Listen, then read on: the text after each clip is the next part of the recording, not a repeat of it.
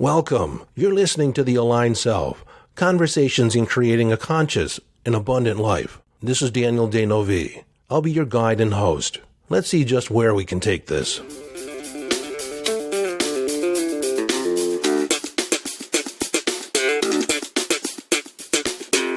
Hello, friend, and welcome. In this episode, I'm going to discuss mastering your vibration, mastering your frequency. Now, in many ways, this is actually a summation of many of the episodes I've already done, because I've always been focused towards you mastering your presence in the world, mastering your vibration. And so there's going to be a few concepts that we'll revisit here in this episode. I'm also going to discuss resetting your vibrational set point. Now, many people don't realize they have an emotional set point, a habitual way of being. But we'll discuss that. We'll explore that a little bit and ways to shift that. Now, the steps that I'm going to be discussing will be in the manifesting guide that will be available, if not now, very soon. And with that said, the first and foremost thing that you need to take on in order to master your vibration, master your frequency, is to decide, to choose to be responsible for your vibration. You're not going to just allow it to show up, which is what most people do. It's kind of a default way of being. But to actually take charge of your life, to make your vibration priority, how you feel a priority. Now, how you feel at any given moment is your vibrational state. How you are being is how you show up in the room. When you walk in, how you are being is the vibrational state that you make present. And again, if you've listened for any length of time, you know that I end every episode with follow your bliss. Live your life from inner signals. Be inner directed. See, most people allow their vibration to be dictated by external events, other people, external circumstance. They're not responsible for or at cause for how they feel. They're not at cause for their vibration. They're at the effect of life. They're at the effect of circumstance. Most people, and I'm not talking about you, but most people, if you look around at everybody else is acquiescing responsibility. They're giving up leadership to outside circumstances. And so whether or not they have a good day or a bad day is completely dependent upon the circumstances going on in their life, the amount of traffic they encountered, the mood and attitude of their coworkers. Or if your husband or wife or significant other is in a mood, that affects you. Well, if you're responsible for your vibration, then you can choose to feel however you want to feel. You can choose your focus. You can allow other people to be however they are. You don't have to allow these other people, these other circumstances in your life to dictate your vibrational state. And it takes a certain amount of autonomy in order to be that responsible, that response-abled. You see, you have the ability to exercise your response in any given moment. That's your ultimate freedom. Yet most people aren't taught that. They're taught if you want to be happy, you need to do things that make you happy. If you want to experience love, you need to be with people that you love. You need to be in a relationship to experience love. Well, love is inner generated. All these feelings are inner generated in response. This is typically in response to. We allow those feelings, that vibrational state, to be in response to what shows up. Instead of deciding ahead of time, how do I want to feel? And that's going to be my way of traveling. It's a completely different mindset. You see, nobody can make you feel anything you don't want to feel.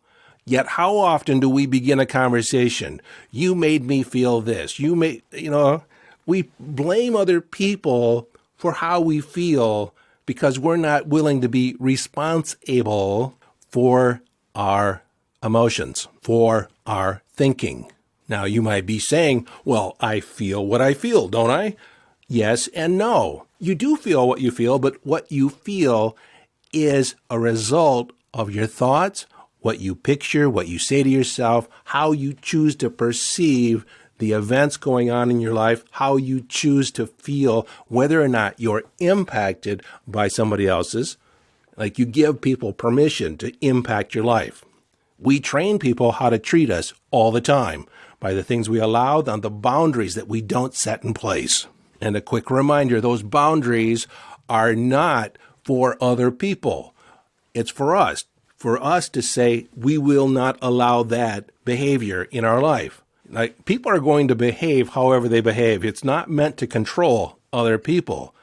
Your boundaries that you establish for yourself and for your life are the things that you allow to take place. Again, this is agency and autonomy.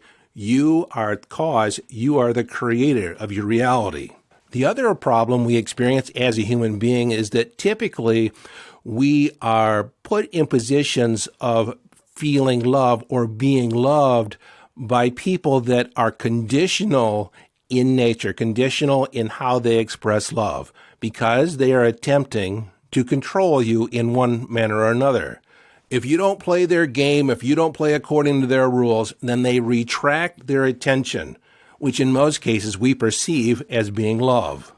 And then when that attention is taken away from us, then we tend to change our behavior in order to get back into the good graces or acceptance of those other people. Sometimes they're our parents, sometimes they're our friends, sometimes they're our significant other. I would like you to adopt a whole new attitude, a whole new definition of love. And I've talked about this in a past episode, but take on the idea that love is unconditional. There's no conditions in love. If there are conditions attached to the love, then it is something else. It's not love. And then also, love is not something you can receive from someone else. Now, someone can be loving towards you, but that feeling of love is generated within you. Allow me to put just a little fine point on that idea.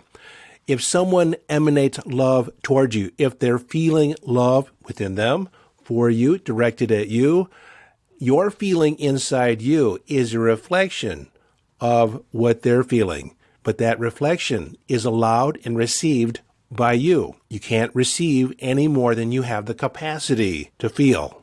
And that capacity is determined by you. And so to the degree that you experience love is the degree that you've opened up and you are unconditional with yourself. The more loving you are with yourself, the more capacity that you have to feel love when somebody else is loving towards you. You're also not dependent upon that other person to feel the love. You can feel it independent of their behavior. You don't need them to be in a mood that is aligned with the way you think they should be. You can love them however they show up. How many times have you been in a relationship or been in a friendship or some type of, connection with other people, and you have the thinking, if only they would do this, then I could really love them. They would show up in this way, then things would be perfect. Well, things pretty much are the way they are. Now, people do have the latitude to shift and change, but if you don't love them to the degree that you think you could because of how they or who they currently are, then your love is conditional. Now, when I talk about love as being unconditional, it is possible to love someone unconditionally and also not like their behavior. But you're holding the space for something new. You see the divinity, you see the grandness in them already. There's nothing that they have to do, nothing that they have to be any different than the way they are for you to love them. Now, with that said, what's important to know here is that when you can accept them for how they are, then their behavior does not reflect on how much they love you or how much you feel love. You see, when you take that position, you're no longer offended by something they say. When I say offended, is that you take a position that something they say or something they do means something about you. No, they just do what they do. They just say what they say. Everyone has their own internal motivations, their own internal agenda. So if you can live from the perspective that you can be unaffected by other people's behavior, you don't take it personal, you're not offended, you're just kind of curious and interested why they're doing what they're doing, why they're saying what they're saying, but you don't take it to mean anything about you. When you can divorce yourself from their behavior, like it doesn't mean anything about you, you don't take it personal, then you're no longer a puppet to the affections or lack of affections from other people. You're also not afraid of conflict anymore because you recognize that one person has a position, you have a position, and you're simply stating your needs, simply stating your wants. There's no real conflict involved there. And the other person and you are either in the agreement to work it out in a win-win situation, or you're not. And if you're on the losing end of an agreement like that, you may want to rethink your relationship. I mean, if it's consistently that way. Now, when I say win-win, if you don't know what that means the other person will not lose. That in some way their intention is fulfilled and your intention is fulfilled. How can we reach an agreement where we both win in this? And oftentimes, and this is from a scarcity mindset, that one person wins, another person loses. See, I approach it, how can we both get what we want? And oftentimes, we don't want the same thing. So if I get what I want, oftentimes you can still get what you want. And if perchance in that particular situation, let's say there's only one piece of pie left, and you allow the other person to have a piece of pie, if you have the win-win agreement that the next time there's only one piece left, that you get it. That, while not in that particular situation, is a win-win. There is the spirit of a win-win agreement. You both respect each other. You both respect each other's needs. Now, the reason that seems like I may have taken a tangent on relationships is the fact that we pin a lot of how we feel based on how the other people in our life are behaving. I'm suggesting that you not do that anymore. You be responsible for your vibration. You take on the responsibility for how you feel. You don't allow someone else to make you feel a particular way. If they have a particular behavior, if they say something in a particular way, you're not going to take it personally. You're going to decide to separate yourself from their behavior and get curious about what's going on over there. And if they seem attacking, you can ask the question rather than get defensive. Ask the question, what are you trying to achieve? What's the purpose of you saying that? And if they are trying to inflict pain on you, then they're going to have to try and explain that. But recognize this truth, that if the other person is attacking, if they try and shame you, and this is, at the center of a lot of narcissistic behavior, is that they will try and gaslight you, make you feel like you're crazy, like your emotions don't really matter. And if they're taking this stance of being attacking, very defensive, then recognize that it doesn't have anything to do with you really. It's their own insecurity about their position, about their stance of power, about their self-image, their self-esteem. There's some type of insecurity there where they feel vulnerable and they feel like they have to defend it. In this scenario, you're basically taking the stance, it's not me, it's you. And when you can recognize that they're trying to satisfy some agenda on their own, they're trying to alleviate some pain that they feel, some misperception that they have about themselves, then you're no longer a captive prisoner of their tirade. You're not necessarily influenced. You may be impacted to a degree, but you can choose whether or not you're influenced by their behavior, by their position, by their stance. But when I say you take the stance, it's not me, it's you, you just say that in your head. You don't say that to their face. That's just asking for an argument. But you can say that in your head. You realize that it's all about them. The problem isn't really with you. And then you can have compassion and ask a deeper question. One more thing I want you to know about this type of situation is that most often people are not consciously aware of their behavior. They think from their perspective they are completely justified in their response because they are not party to or they're not observing the entire dynamic, the entire situation. In that moment, in fact, it may be you or them, you feel pain, they feel pain, and so you're trying to escape the pain. And oftentimes that means to put up a barrier to try and discredit the other person's argument or position. And this is leading into another perspective that happens in these circumstances is that you give up the need to be right. You see, all these arguments about who's right, who's wrong, proving yourself right, proving the other person wrong is detrimental to the relationship because you have a winner and a loser in every one of those exchanges. And if you're on the short end more often than not, then you are not going to like being around the other person. You're not even going to like talking to them by and large. Or bringing up situations where there is a potential conflict. And the conflict isn't really there. It's just that you know that it's going to end up in a particular way where, it's going to be an argument about who's right, who's wrong. So one of the things in a relationship, and I didn't realize I was going to go so much in a relationship, but we're here. So one of the things in a relationship, it's not so much that whether or not there's bumps in the road or there's disagreements. It's how have you decided to handle those disagreements? Are you going to do so courteously? Are you going to create a win-win scenario, win-win situation? Are you going to give each other the platform or the opportunity to say what they want, how they feel? Recognizing that each person has their own point of view, you're each individuals in relationship. But if you give each other the platform to provide your point of view, to have a point of view, to have a difference of points of view, then you can come together and arrive at a win-win. But these decisions, these ideas typically have to be set up ahead of time.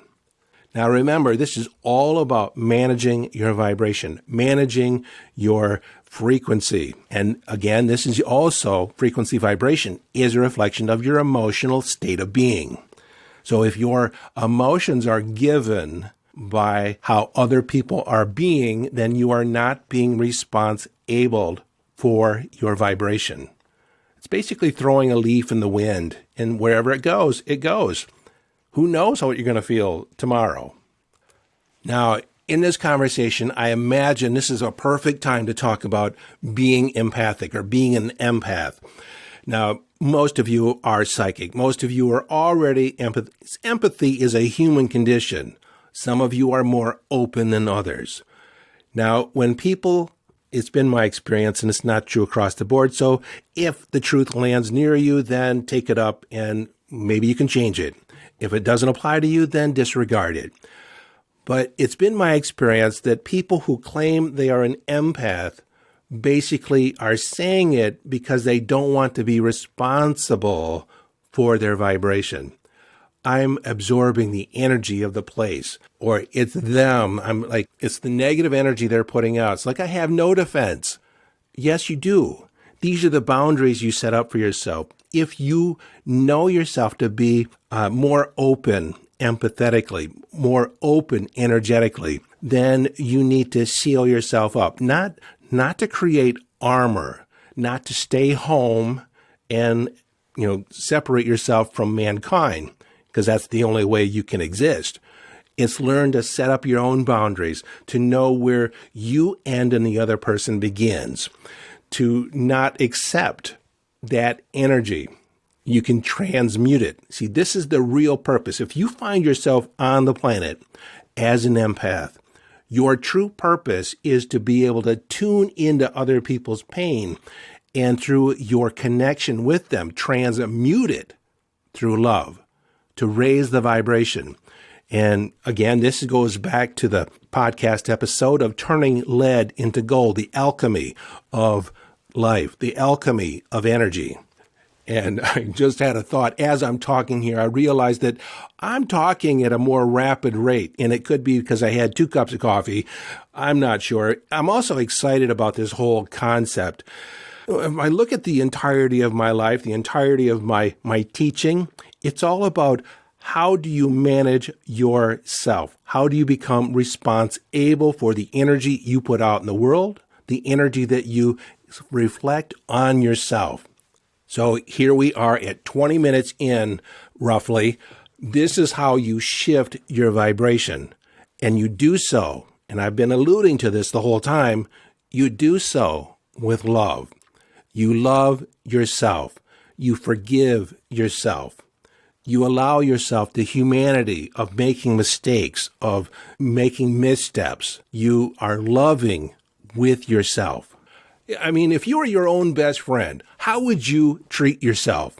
Would you be compassionate? Would you be loving more so than you are with yourself? I can remember having I can't remember the exact client, but I remember the conversation where there was some mistakes that she felt she made. And she was just doing the best she could with what she knew at the time, but she was very unforgiving of herself. And like she should have known better, could have done better, yada, yada, yada. Just criticize. Yet, if it was her husband that did the same thing, she would have totally blown it off. She would have understood. She would have been compassionate. It's like, oh, it's not that bad. Like, we'll manage. Yet for her, it's like, I shouldn't have done that. And gosh, I can't remember the situation, but I remember the energy of that. And it's not unique. It is not unique. It is across the board. A lot of people that consider or are perfectionists, they're hypercritical about themselves because they don't want the criticism from out there. So they feel as if they go over and above, then that somehow that provides or makes them more valuable out in the marketplace. But these criticisms, these self-reflections and shaming that we should have, could have done better. No, of course you could in retrospect. Of course you could in hindsight. But in that moment, if you were to put yourself back in time, at those moments where you were making the decisions, you felt what you felt then. You knew what you knew then, not what you know now, but you knew what you knew then to the extent that you knew it.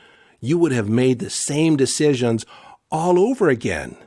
You see, we always do the best we can with the resources, the perceptions, what we have at that given moment. See, when you can accept that about yourself, it really frees up a lot of guilt tripping that you do with yourself, a lot of shaming that you do with yourself. You did the best you could. Next time, you'll do better.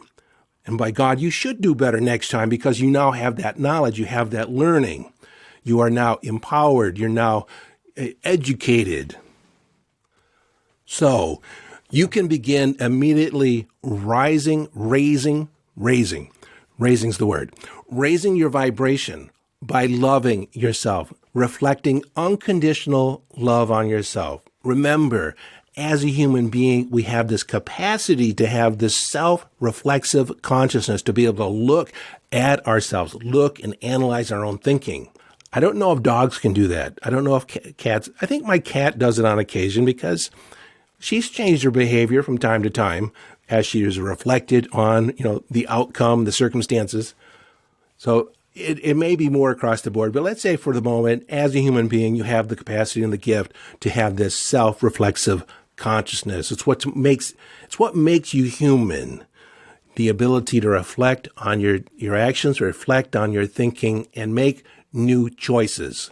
So as you can reflect on yourself with or from this perspective of unconditional love, that you're doing the best you can with the resources you have. If you have fear that comes up, love the aspect, love the part of you that's fear, that has fear, feels fear. Now, this topic deserves a whole podcast of itself, but we each of us have aspects or sub-personalities of our overall personality that, one small part of us could feel fear, could feel vulnerable, and that fear is overwhelming. Yet you have another aspect of your personality, another aspect of your identity that can address that fear, can alleviate that fear, can send love to that aspect of yourself and accept it and acknowledge it and bring it into the whole and say, it's going to be okay. I understand you have fear. Whether or not, let's say it's getting on an elevator and you make yourself wrong, like, I shouldn't be afraid of heights. I shouldn't be afraid of heights. Well, a part of you is. A part of you is. And so you accept and acknowledge that part of you that's afraid of heights, afraid of, the elevator plummeting to the ground. Not that it does usually, rarely, if ever. But, you just address that part of you that has that fear and accept it and say it's okay.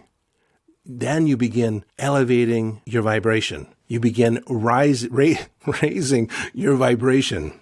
You see, as you take these emotions, these vibratory states, these lower vibratory states of anger, doubt, frustration, and not that they're any worse, it's just a lower vibe. So you can elevate the vibration, transmute them to a higher vibration through love, through acceptance, through peaceful attention.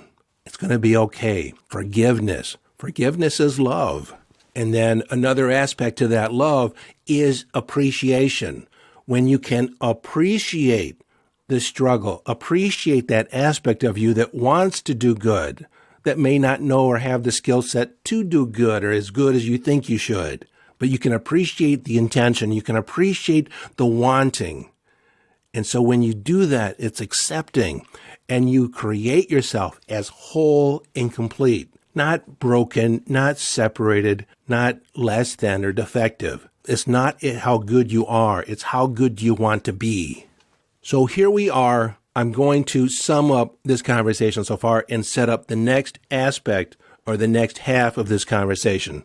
So how you begin to master your vibration is to take responsibility for it, to declare yourself as autonomous, that you are not going to be at the effect of outside circumstances, that you are going to be a leader for yourself, a leader in the world. Primarily, you're going to take ownership of how you feel, knowing that how you feel at any given moment is the caboose on your own train of thought.